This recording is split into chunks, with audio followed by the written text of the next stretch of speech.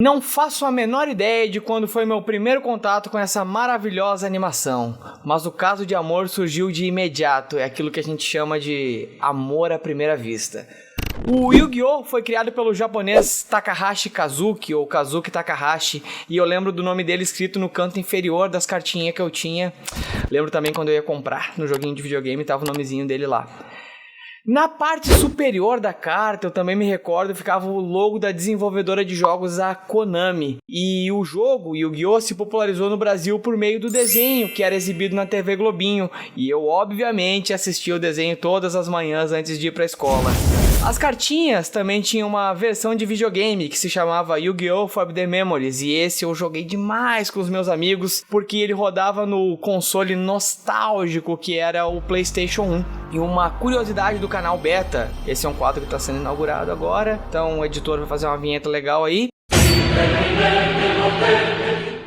Você sabia que o jogo de PS1 desenvolvido e distribuído pela Konami veio antes do anime? Isso, o desenhozinho que passava na TV Globinho surgiu depois do jogo de videogame. Por isso que a gente pode perceber algumas pequenas diferenças entre a forma que o jogo é jogado no desenho e a forma que o jogo é jogado no console lá no joguinho de PlayStation 1. A espinha dorsal da nossa discussão será o Enigma do Milênio. Então, não vamos explicar como funciona o jogo, não vamos falar sobre a história do desenho, mas ainda não desliga o vídeo, porque nós vamos conversar sobre o Enigma do Milênio.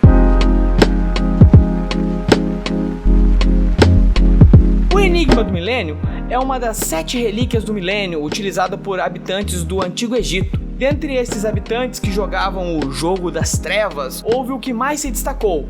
Ele ficou conhecido como Rei dos Jogos e é chamado de Faraó no desenho. Saindo do Antigo Egito e chegando ao Japão contemporâneo, conhecemos o personagem principal da nossa saga do herói, um gurizinho tímido e meio desajeitado com as coisas da escola. Seu nome é Yugimoto.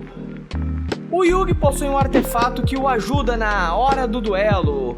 Você consegue imaginar qual é esse artefato? Sim, o artefato é o Enigma do Milênio, que, ao ser ativado, liberta o espírito do faraó. A liberação do espírito do faraó implica em mudanças físicas no corpo do Yugi. Ele ganha altura, um aspecto mais confiante e também uma inesquecível voz que diz: "É hora do duelo!"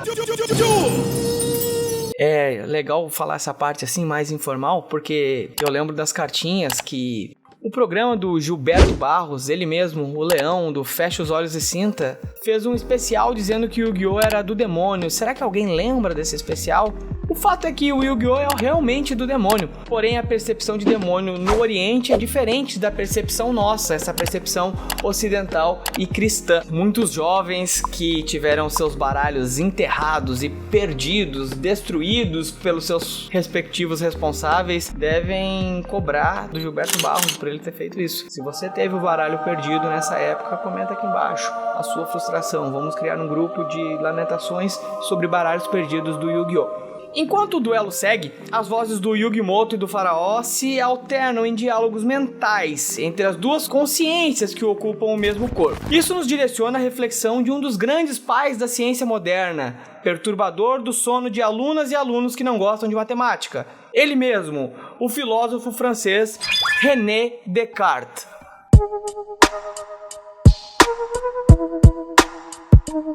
Na língua dos intelectuais da época, o latim, Descartes se chamava Cartésios, e por isso o recurso matemático que nos permite fazer gráficos desenvolvidos por ele se chama de plano cartesiano. Nosso amigo é de uma corrente filosófica chamada racionalismo, que, a grosso modo, prega que os conhecimentos humanos não têm ligação com a experiência, eles advêm de ideias inatas, ou seja, ideias com as quais nós já nascemos.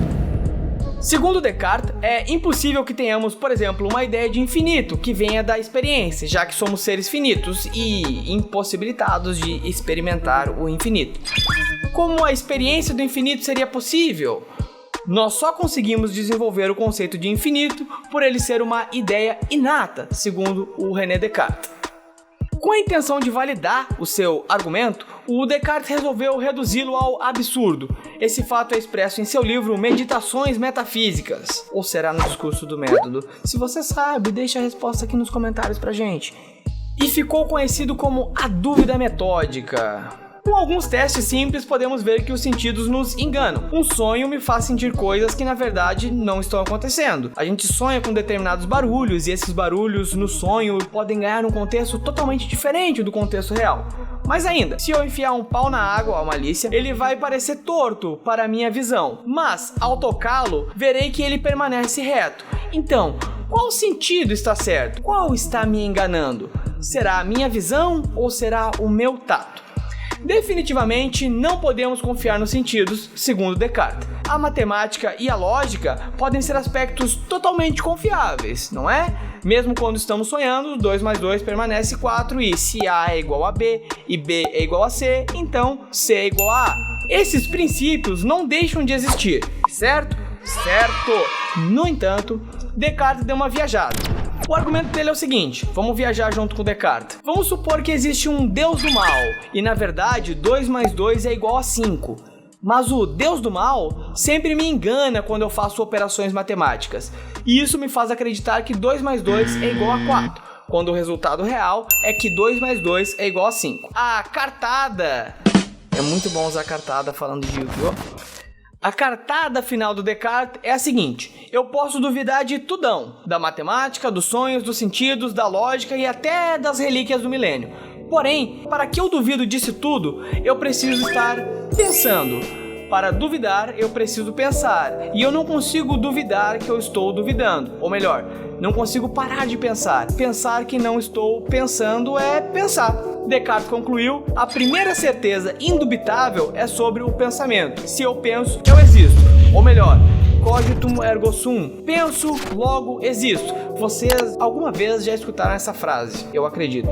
A certeza de Descartes é sobre uma consciência pensante. Porém, para ele existe uma divisão na realidade. Ou melhor, uma dualidade. Essa dualidade consiste em res extensa, que é a coisa extensa, e a res cogitans, que é a coisa pensante. Nossa consciência, mente, alma ou espírito, como vocês preferirem chamar, pertence à coisa pensante. Já o nosso corpo pertence à natureza, a res extensa, as coisas do mundo físico. O problema é que o pensamento cartesiano enfrenta a partir desse ponto é o seguinte: como as duas coisas se relacionam? Até o ponto do penso logo existo, o pensamento do Descartes ele é nevrálgico. Ele é conhecido como a descoberta do sujeito. O problema vem depois.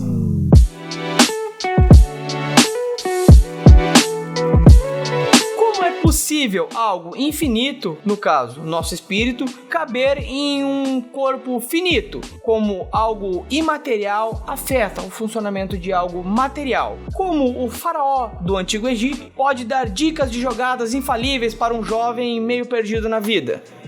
No universo do Yu-Gi-Oh!, o elo entre os dois mundos é o enigma do milênio. A consciência, a coisa pensante do faraó, fica presa nos poderes mágicos da relíquia. Quando ela é ativada, a consciência do Yu-Gi-Oh! Cede espaço para que o faraó habite o corpo e coordene as mais brilhantes jogadas do desenho. Sem o enigma, é impossível que o espírito do faraó consiga mover o corpo. Nesse caso, o corpo do Yu-Gi-Oh!